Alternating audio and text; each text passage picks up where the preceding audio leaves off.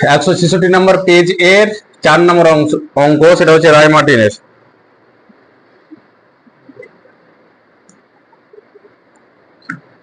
Question ব্যাংকের। আচ্ছা, অঙ্কটা কি ছিল দেখো, অঙ্কটা ছিল কি চিত্র অনুযায়ী, মানে এটা একটা চিত্র দেওয়া আছে। বর্তনীর সঙ্গে কত মানের একটি রোধ কিভাবে যুক্ত করলে নগণ্য অভ্যন্তরীণ রোধের একটি তড়িৎ কোষের জন্য বর্তনীর মূল প্রবাহ 1 অ্যাম্পিয়ার পাওয়া যাবে। বলেছে এ এবং বি বিন্দুর মধ্যে একটা রোধ যুক্ত করতে হবে, সে রোধের মান কত হতে হবে, সেটা শ্রেণীতেও হতে পারে সমান্তরাল হতে পারে, আমার কিছু বলেনি। কিভাবে যুক্ত করতে হবে সেটা উত্তর দিতে হবে, শ্রেণীতে না সমান্তরালে। তার মানে এই অঙ্কটা করার জন্য আমাকে যেটা করতে হবে, আগে এ আর বি এর মধ্যে তুল্য রোধ বের করবো। তাহলে এ আর বি এ দুটো বিন্দু নিয়ে ছবিটা এমন করে আঁকলাম। এবার যদি এই পয়েন্টটা এ হয়, যেহেতু একটা ওয়্যার দিয়ে এই পয়েন্টটা কানেক্টেড আছে, তার মানে এই পয়েন্টটা কি হবে, এটা যদি বি থাকে এটা কি হবে বি। এবার এটা বোঝার সুবিধার্থে আমরা এই দুটো কানেকশনকে আমরা 1 নম্বর পয়েন্ট দিলাম, আর এই দুটো কানেকশন যেখানে লেগেছে আর কি এটাকে 2 নম্বর পয়েন্ট দিলাম। এই দুটো পয়েন্ট আমরা ধরলাম, ঠিক আছে। তাহলে দেখো, এই দুটো রোধের কথা যদি বলি, আমি যদি এ রোধটার এবং এ রোধটার কথা বলি, দেখো আমি যদি এ রোধটার কথা বলি, এখন সিলেক্ট করছি তো ওটা হচ্ছে না। আমি যদি এ রোধটার কথা বলি, দেখো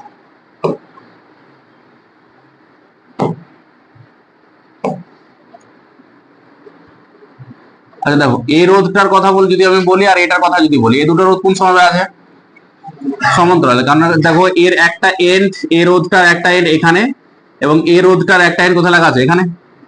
তাহলে সমান্তরাল সমবায় যেহেতু আছে, তাহলে ওই দুটোকে বেশি ঘিরে যাচ্ছে, এই দুটোর জায়গাতে আমি একটা আঁকলাম, সেটা কত 5 ওহম, এবং সেই রোধটা কোথায় এ আর 1 নম্বর পয়েন্টের মধ্যে লাগানো আছে। আচ্ছা, একই রকম ভাবে এই যে দুটো রোধ আছে, এই দুটো রোধ কার কার মধ্যে লাগানো আছে, একটা হচ্ছে বি আর একটা কয় নম্বর পয়েন্ট, 2 নম্বর পয়েন্ট। তাহলে একটা নতুন পয়েন্ট আমরা 2 নম্বর পয়েন্ট নিলাম। তাহলে এই রোধটা কার মধ্যে লাগানো আছে, বি আর 2 নম্বর পয়েন্টের মধ্যে একটা রোধ লাগিয়ে দিলাম, সেটা কত মানের রোধ, 5 ওহম। এবং এই রোধটা দেখো, এই 5 ওহম রোধটা কার কার মধ্যে লাগানো আছে, 1 নম্বর পয়েন্ট আর একটা কার কোন পয়েন্ট, বি পয়েন্ট। তাহলে 1 নম্বর পয়েন্ট হচ্ছে এটা, আর বি হচ্ছে এটা, এই দুটোর মধ্যে একটা রোধ লাগালাম 5 ওহমের। আচ্ছা, এই রোধটা কার কার মধ্যে লাগানো আছে, এ আর 2, তাহলে এটা এ আর এই 2 নম্বরের মধ্যে কানেক্ট করে দিলাম, হলো। তাহলে যদি আমি করি, তাহলে 5 আর 5 এই দুটো মিলে কত হচ্ছে 10, আর এই দুটো মিলে কত 10, এবং সমান্তরাল সমবায় যেহেতু আছে, তার মানে উপরেও আছে 10 আর নিচেও আছে 10, তাহলে কত হয়ে যাবে 10/2 ওহম, মানে কত 5 ওহম। সমান্তরাল সমবায় আছে, তাহলে তুল্য রোধ কত হয়ে যাবে, হাফ হয়ে যাবে। তাহলে এটার মান হচ্ছে 5 ওহম, কিন্তু আমাকে যে ব্যাটারিটা লাগিয়েছি সেটা কত 10 ওহম। তাহলে আমি বুঝতে পারছি যে তড়িৎ প্রবাহ মাত্রা যদি আমি 5 ওহমের সাথে এই ব্যাটারিটাকে সরাসরি লাগিয়ে দিই, তাহলে তড়িৎ প্রবাহ মাত্রা কত পাবো, 2 অ্যাম্পিয়ার। যদি সমান্তরাল সমবায় এর সমান্তরাল সমবায় যদি মনে হয় যে সমান্তরাল সমবায় একটা রোধ লাগাবো, তাহলে তুল্য রোধের মান আরো কমে যাবে। যদি আরো কমে যায়, তাহলে তড়িৎ প্রবাহ মাত্রা আরো বাড়বে।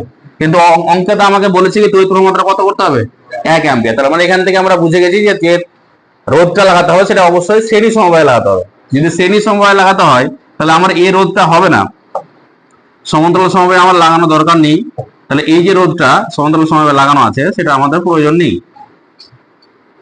তাহলে শ্রেণী সমবায় একটা রোধ লাগাচ্ছি, যেটার মান কত ধরলাম আর।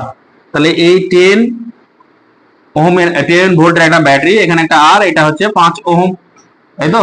তাহলে এবার যদি ওহমস ল লাগাই, তাহলে 10 = 1 × 5 + 1 × r, তাহলে আর এর ভ্যালু কত পাচ্ছি 5 ওহম। তার মানে বুঝতে পারছি যে শ্রেণী সমবায়ে 5 ওহম মানের একটা রোধকে এই ব্যাটারির সাথে লাগালে, মানে এই বর্তনীর সাথে লাগালে তড়িৎ প্রবাহ মাত্রা কত পেয়ে যাবো আমরা, 1 অ্যাম্পিয়ার হয়েছে।